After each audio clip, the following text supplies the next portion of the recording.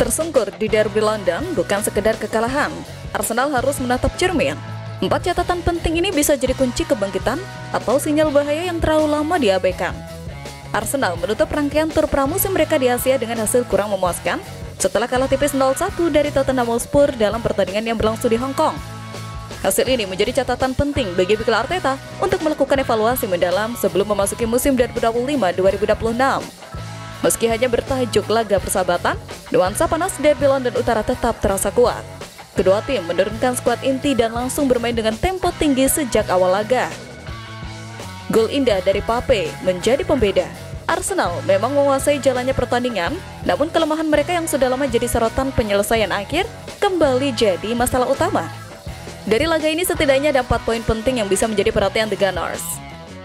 Yang pertama, ketajaman di depan gawang masih jadi masalah. Angka statistik tak bisa ditutupi.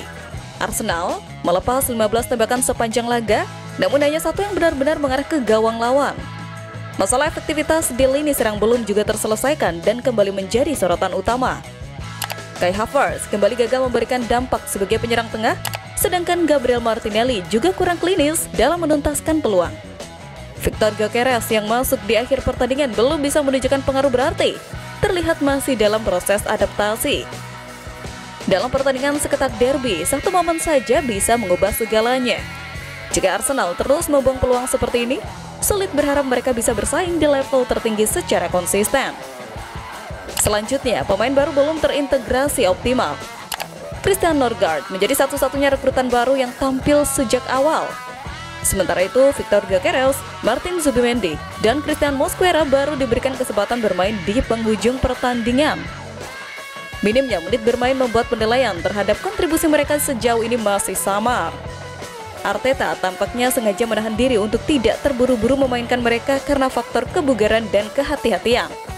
Namun, menjelang dimulainya kompetisi resmi, Arsenal tak bisa terus bersikap konservatif. Para pemain baru perlu segera menyatu dengan tim utama agar ritme permainan tidak terganggu saat Premier League dimulai.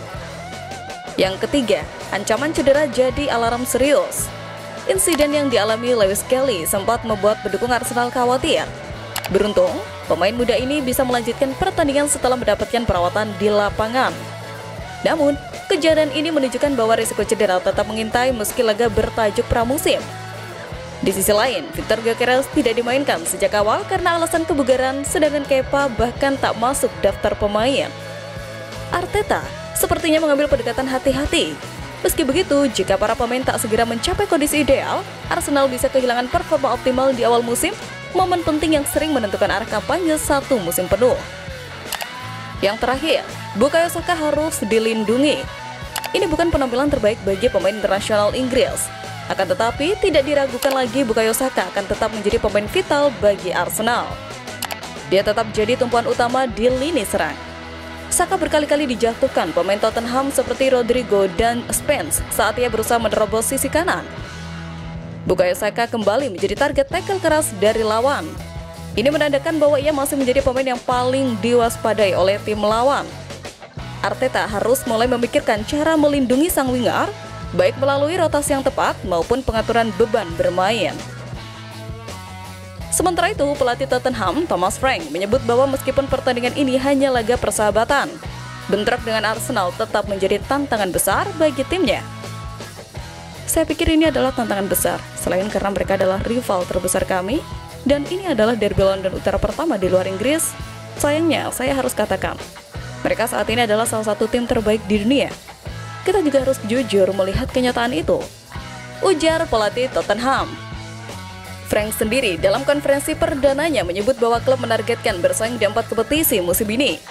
Namun, ia juga mengakui bahwa Spurs masih tertinggal dari segi kekuatan skuad, terutama setelah aktivitas transfer masif yang dilakukan klub-klub besar seperti Arsenal, Liverpool, Manchester City, dan Chelsea pada musim panas ini.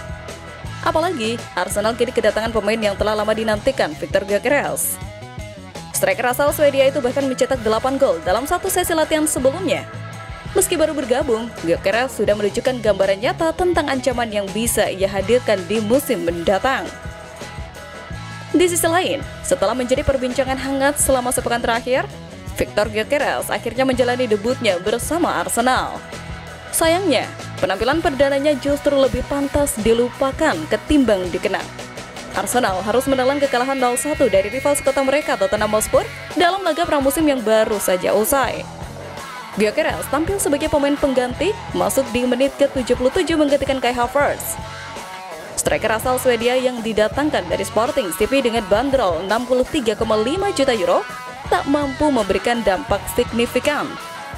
Debutnya di Hong Kong berlangsung singkat dan kurang berkesan, hanya bermain selama 20 menit termasuk waktu tambahan tanpa menciptakan satu pun peluang berbahaya ke gawang Spurs. Gyökeres total hanya 2 kali mendapat bola. Salah satunya adalah peran kepada Martin Zubimendi. Itu pun terjadi pada menit ke-89 atau 12 menit sejak dia masuk lapangan. Sebenarnya fisik striker asal Swedia itu belum 100% fit. Itu yang membuat Gyökeres tak dimasukkan ke starting 11 oleh Arteta. Bisa jadi debut yang kurang mengesankan dari Gyökeres di derby London Utara seolah menjadi sinyal bahwa Arsenal masih butuh tambahan amunisi di lini serang. Tak heran jika The Gunners kini mulai menyeriusi perburuan gelandang serang Crystal Palace, Eze, meski transfer ini diprediksi bakal berjalan rumit dan penuh tantangan. Arsenal belum selesai berbelanja pemain meski telah merekrut 6 pemain baru. Kini giliran Eze yang masuk radar. Namun, keinginan tersebut tak akan mudah diwujudkan karena Crystal Palace telah menetapkan harga tinggi untuk sang gelandang kreatif. Laporan dari Football.London menyebutkan bahwa Eze sendiri sudah terbuka untuk pindah ke Emirates Stadium, bahkan dikabarkan sangat ingin bergabung. Crystal Palace memasang klausul pelepasan sebesar 67,5 juta pound sterling untuk Eze yang berlaku sebelum musim baru dimulai. Meski klausul ini kabarnya telah habis masa berlakunya, Palace tetap tidak mau melepas pemain andalannya dengan harga di bawah angka tersebut. Menurut laporan The Guardian, pihak Palace menginginkan pembayaran awal sekitar 35 juta pound sterling dengan sisanya dapat dicicil dalam bentuk bonus. Klub asal London itu juga berkukuh bahwa Eze hanya bisa pergi jika tawaran memenuhi nilai total yang diminta. Arsenal sendiri dikabarkan sudah melakukan pembicaraan awal, namun belum mengajukan penawaran resmi. Untuk memuluskan transfer Eze, Arsenal kemungkinan perlu melepas beberapa pemain. Salah satu nama yang disebut bisa keluar adalah Leandro Trossard yang tengah diminati oleh Borussia Dortmund serta 2 klub Liga Inggris lainnya. Penjualan Trossard bisa menjadi sumber dana tambahan untuk membiayai kedatangan Eze yang performanya terus meningkat dalam beberapa musim terakhir.